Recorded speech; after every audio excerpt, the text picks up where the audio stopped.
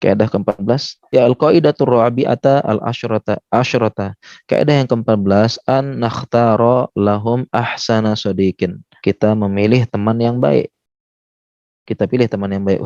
Wahinaha yazulu annan min ana tarbiyah. Dengan demikian akan hilang beban-beban dari beban pendidikan. Ya, nisfat torik, setengah perjalanan. Ini yang paling penting ya, dan ini salah satu ya, sebagaimana di Mukodimah kita sudah sampaikan ya. Di Mukodimah kita sampaikan ya, salah satu inti pendidikan anak menjauhi teman yang buruk. Kenapa begitu, betapa banyak di rumah kita ajarkan baik, tapi di luar dia kepengaruh kotor. Contohnya saya ya, di anak-anak kita ajarkan di rumah, tapi bergaul di luar, tiba-tiba pulang-pulang ke rumah bawa oleh-oleh, kata-kata yang kotor, kata-kata bulian, kata-kata caci maki, seperti itu. Dan kunci utama pendidikan anak, makanya tadi disebut nisfut torik, ya nisfat torik ya, disebut setengah perjalanan. Artinya pergaulan anak-anak itu setengahnya memberikan kontribusi dari pendidikan anak. Oleh karena itu ya, salah satu perkataan ulama, aslu ta'di bisibyan al-hifdzu min corona isu. Ini perkataan ulama nih. Ya, inti pendidikan anak adalah menjauhi, menjaga dari teman-teman yang buruk.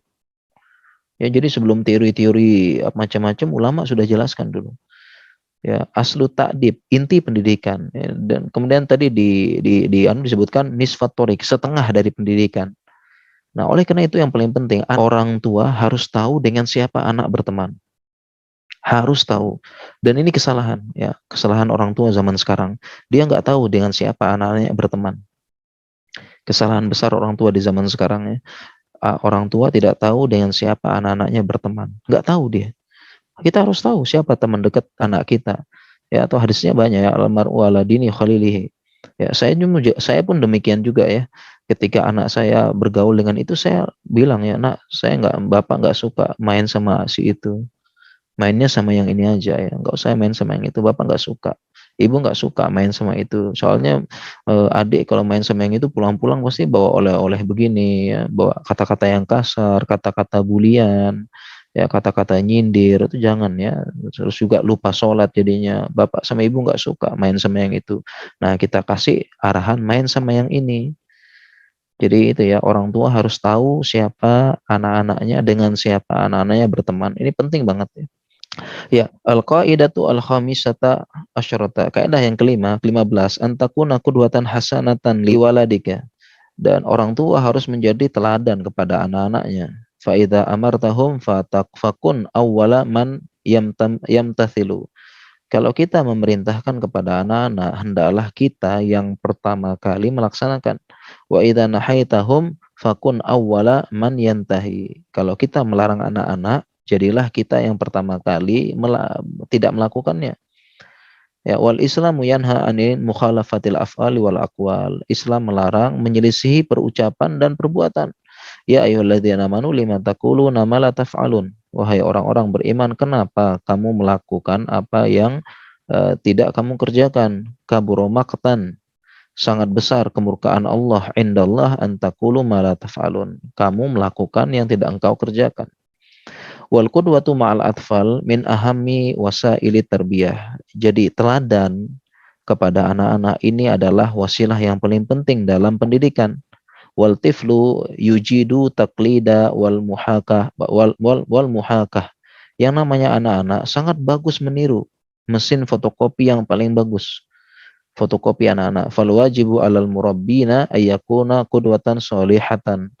Wajib bagi murabbi menjadi kuduah yang soleh. Wal yahdir al-abawani. Hendaklah kedua orang tua hati-hati. Ayyara minhum abna'uhum fi'lan au qaulan qabihan. Ya, jangan sampai anak-anak melihat dari kita perkataan atau perbuatan yang qabih, yang jelek. Nah, ini paling penting ya. Jadi sebelum kita perintahkan kepada anak-anak, ya kita harus contohkan dulu. Ya, anak-anak jadi rajin sholat karena lihat orang tuanya sholat di rumah. Anak-anak ngaji karena lihat orang tuanya ngaji di rumah. Anak-anak mau menghafalkan Al-Quran karena anak-anak melihat orang tuanya juga menghafalkan Al-Quran. Ya, jadi jangan sampai kita jadi teladan yang buruk ya. Bagaimana kita pengen anak kita menghafalkan Al-Quran, kita nggak pernah ngapal di rumah, tidak dilihat, nggak sholat. Ya, Dan ini prinsip yang salah dulu. Biarkanlah bapak pemabuk, nak. Bapak pemabuk, yang penting kamu baik. Biarkan bapak main judi, biarkan bapak rusak, yang penting kamu baik. Nggak bener nih. Ya, ya bahkan banyak hadis-hadis menunjukkan dan nas-nas yang menunjukkan bahwasanya kesolehan orang tua itu menurun kepada anak-anak. Ini dalilnya sangat banyak ya. Mungkin saya loncatin aja ya. Intinya kesolehan itu menurun kepada anak-anak. Bahkan kesolehan itu bisa menurun sampai 7 generasi. Ya, 7 generasi ya. Mungkin sekarang soleh, nanti generasi ke-7 soleh bisa.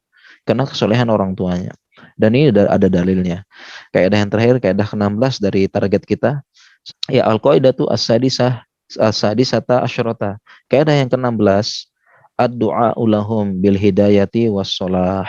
Kita berdoa kepada anak-anak supaya anak-anak mendapatkan hidayah dan mendapatkan kebaikan. Badalan minad du'ai alaihim. Jangan sampai kita mendoakan keburukan kepada anak. Ya, dan ini jangan lupa ya, kita doakan kebaikan kepada anak-anak kita. Kadang-kadang kita lupa. Dan jelas ya, ini jelas insya Allah ya. Banyak yang mendoakan anak-anaknya pengen jadi soleh, pengen jadi ulama, pengen jadi imam besar. Bagus, doa yang baik. Dan jangan sampai mendoakan keburukan gitu loh. Doakan keburukan kepada anak-anak. Karena doa keburukan kepada anak-anak terkabul. Ya, dalil-dalilnya sangat banyak. Sekali lagi, doa keburukan kepada anak-anak bisa dikabulkan. Ya, ini dalilnya sangat banyak. Sebenarnya kisahnya Juraij dengan ibunya. Dan hadisnya ada salah sudawatin mustajabatul lahuna la syaka fihinna. 3 doa yang mustajab yang terkabulkan, yaitu salah satunya da'watul walidaini ala waladiha, doa buruk orang tua kepada anaknya, ini terkabulkan ya. Jadi jangan sampai ya, kalau walaupun kita marah ya, dasar anak nakal, bisa jadi preman besok ya, jadi preman, beneran jadi preman ya. Dasar anak suka ngelawan ya, nggak tahu jadi orang apa enggak kalau sudah gede ya. Bener ya. Ya, awas bikin jengkel, bisa sial seumur hidup dan sebagainya gitu. Doa kejelekan dikabulkan kalau bisa ya, doanya baik ya. Sebagaimana ini ada kisah ya, ibunya Syekh Sudais. Jadi ibunya Syekh Sudais itu jengkel sama anaknya, sama Sudais kecil ya, tapi dia doanya bagus ya, doa ibunya ya. Jadi ketika ibunya Syekh Sudais ini jengkel kepada Sudais kecil, dia bilang ya, nah ya, ya, dia marah tapi dia bilang ya, ibu doakan jadi imam Masjidil Haram. Allahu yahdik, orang tuh kalau marah tuh pakai itu ya, Allahu yahdik, ya semoga kamu jadi imam Masjidil Haram. Jadi ibunya kalau marah ya, ibunya Syekh Sudais kalau marah kepada Sudais kecil ya, meskipun marah dia doanya begitu ya, semoga kamu jadi imam Masjidil Haram. Dan benar Syekh Sudais akhirnya menjadi imam Masjidil Haram, salah satunya karena doa ibunya. Itu artikel yang saya baca ya.